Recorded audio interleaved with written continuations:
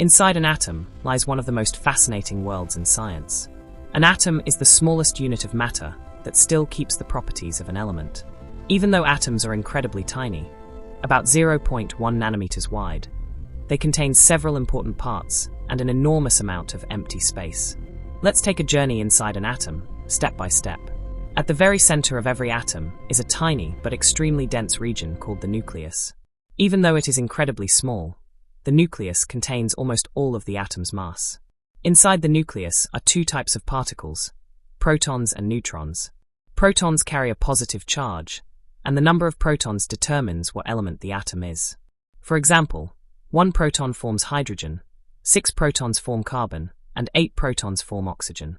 Neutrons, on the other hand, carry no electric charge. Their role is to add mass and help stabilize the nucleus. In fact, more than 99.9% of the atom's mass is packed inside this tiny nucleus.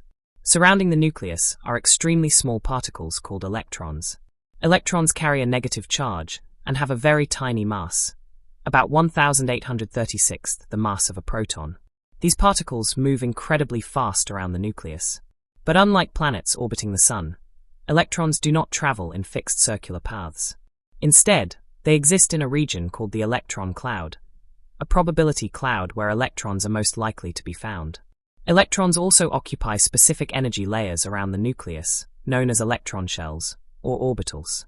The first shell can hold up to 2 electrons, the second shell can hold 8, and the third shell can hold up to 18. Electrons can jump between these shells by absorbing or releasing energy in the form of photons. This process is what produces light and the unique spectra of different elements. One of the most surprising facts about atoms is that they are mostly empty space. If the nucleus were the size of a football, the electrons would be located hundreds of meters away. This means more than 99.999999% of an atom is empty space. This incredible discovery was made during the famous Rutherford gold foil experiment.